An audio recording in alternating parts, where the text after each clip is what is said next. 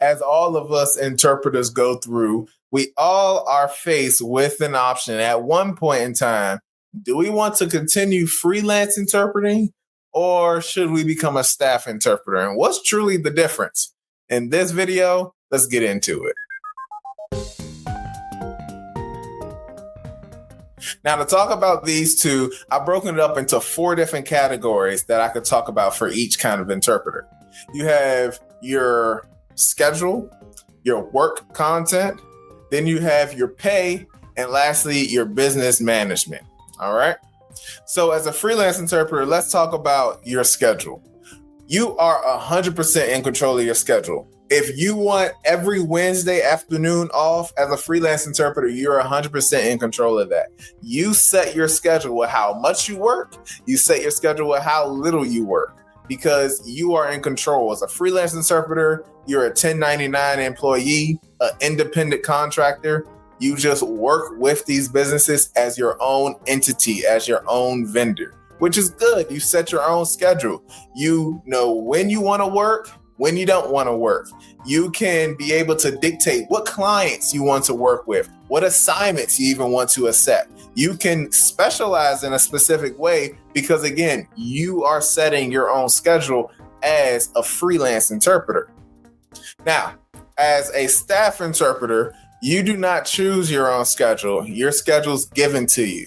However, you have a lot more consistency with your schedule. You know that on weekends, I don't work weekends. You know that every Thursday morning, I have off. You know that every Monday, you know what's coming up on Monday. You can be able to plan your schedule out a lot more and a lot more future planning too. You can do a lot more future planning with staff interpreting because your schedule generally stays the same weekly versus freelance interpreter is very volatile with who you're contracting with, agencies, independent entities themselves, or your one-on-one contracts. Next, let's get into the variety of work content. As a freelance interpreter, you have all of that at your disposal. Any kind of assignment you can get your eyes on, you can take as long as you qualify for it. You can mix and match all these different assignments, giving you such a variety of content to be exposed to, a variety of events and information to be able to learn, to be able to be involved in. You have that control to your disposal, again, because you're in control of what's happening in your career. Now let's compare it to a staff interpreter. Staff interpreters, generally, you'll have the same content, the same setting again and again and again every day, unless they are doing some special event. Maybe they're going to a course, maybe they're out for whatever reason. Then at that time, then you may have a different type of scenario. But generally, with the staff interpreter, you can use this as a good basis to become a specialized person in a specific content matter, because you know every day, because I'm interpreting for a government official, every day I'm going to be interpreting in the government setting. So you can prepare yourself and study government, study their job, learn all the jargon, the technical terms, learn all that, and you can become a SME, subject matter expert, in that field because you know that's what you'll be interpreting every day. So it does help. Third category, this is important. Everybody loves talking about pay. Let's talk about it. Freelance interpreters, they get paid pretty well, as long as you're working a lot, right? But you are in control of it, so you can get boatload of money. You can get that. The one problem with it, though, all that money that you will get, you have to factor in your own taxes and such in the back end. But nonetheless, freelance interpreters, you know how much you will be getting paid to the penny. It's a lot easier to factor in how much you should be taking home, because if you sign a contract and you say, I want to get paid $200 for this assignment, you will get paid that $200. You don't have to worry about $200 on paper and then I got to take out 33% because of tax and then all this stuff. You get the money 100% up front, and then you decide how you disperse the money. So that's great for freelance interpreting. Going to staff interpreting, your pay is very consistent, which is a huge plus. You know, whether you work one day or whether you work every day, your pay should stay the same because staff interpreters are on salary. You're hired by the entity that you're working at. So you'll have taxes taken out. Let's say you have a $80,000 a year job. You'll have the taxes taken out. A staff interpreter, if you're just doing the job as a staff interpreter, you will expect to get a refund because the money has already been taken out of your pay. So you don't have to worry about that. The money that you get is your money because at the end of the year, you'll be getting a refund. Last category is business management. As a freelance interpreter, business management, it's a kind of a heavy load. I will say that business management includes invoicing. Freelance interpreters, we have to make sure we're submitting our invoices. If you work for 10 different agencies in 1 week, you have to be accountable for all 10 of those invoices going out. And if you got different assignments at different times, it may even be more than 10. But you are responsible for making sure that you charge for each assignment that you do. And you're responsible for following up, making sure you get paid for each assignment that you do. So one thing with freelance interpreting that you have to know is you got to be organized. Get some kind of bookkeeping system, program, service, so that you can make sure you're staying on track with these things. Because if you out here really taking assignments, it could be a lot to remember to be like, hey, did I interpret? Oh, I did interpret for this one comedy show last week. I forgot to invoice them. That's how money slips through the cracks. We don't need to leave no money on the table, especially in today's climate. So you got to make sure the freelance interpreter, you're on top of that, but you are 100% in control of things like that. Want to make sure, though, you have what's called a terms and conditions statement. So this terms and conditions, it outlines how the services will be delivered and how the pay will be delivered also. Whatever, all that details is written inside your terms and conditions, and that is signed before you do any work.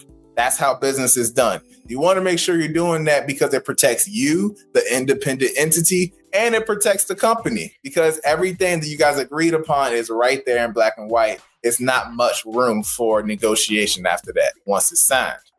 Another thing that you have to do for business management is you have to do your own professional development. So you have to make sure, hey, next week I'm not going to go out and work on Wednesday because I have this workshop I want to take.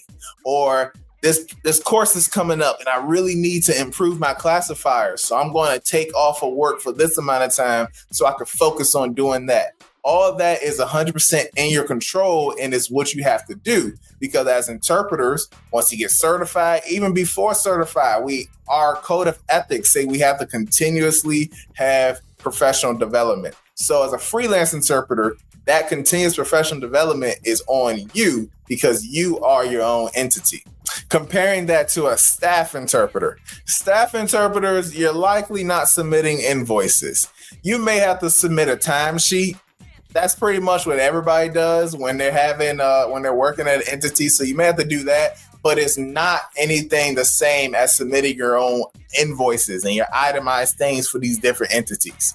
So a lot of that responsibility is taken off of you. It's a lot easier for you to take control and make sure that you're getting paid for the work that you did because you work for the company. So that's taken care of. Another thing that could be potentially taken care of is your professional development. Now, you want to make sure you're advocating for yourself as a staff interpreter because staff interpreters have to make sure that they are still advocating for the things that they would get had they been freelance interpreters. Professional development.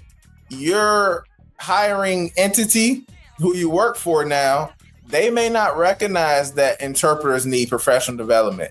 A lot of them don't know anything about ASL. They hired a staff interpreter, so they're more understanding of why it's important to have an interpreter on staff for their deaf employee. But you have to make sure you're telling them, hey, these are the courses coming up. This is a workshop coming up. Ask them to pay for it. Get that, because now you're their employee. They can take care of a lot of these things for you.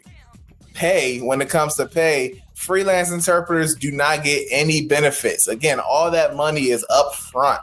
So you have to buy and get these additional services that you need, while a staff interpreter has the opportunity and the privilege to have benefits already within their salary that they're getting. But typically, they get a little bit of a reduced rate comparatively to a freelance interpreter. These are all things you have to consider. So if you're an interpreter fresh out of school, where you are been interpreting for, let's say, about under 2 years, would I recommend you be a staff interpreter? I would not. I recommend, if you're a new interpreter, go ahead, enjoy the freelance interpreting life, as long as your life situation complements it. Now, if you need stable income, it makes sense. Stable income, everybody likes that. Everybody needs that. So that would make sense why you're more open to staff interpreting. But strictly from the lens of you as the interpreter, you want to make sure you're getting a breadth of experience first before you start to become a little more stable in one kind of content area. So I would suggest newer interpreters, be a freelance, expand, explore, see what's out there in the field of interpreting before you get committed to one lane. One great thing about being a staff interpreter is you can really be groomed by a deaf person. That deaf person that you are working with every day, day in and day out, they will learn you as you will learn them. They can groom you, mentor you. They can raise you up to be a good interpreter that truly fits them and their communication needs. That can help you as an interpreter immensely, because they can see your flaws and they can support you as you are turning the page onto that struggle that you have to become a better interpreter. They can do that for you. While being a freelance interpreter, you're in, you interpret, and then you're out. So that's just a few of the things to consider when you're faced with the choice of, do I want to continue freelancing or should I become a staff interpreter? Both are good. Both have ups, both have downs, and now both have been presented to you to make your own decision. I'm happy for you. One time for the one time. Hey.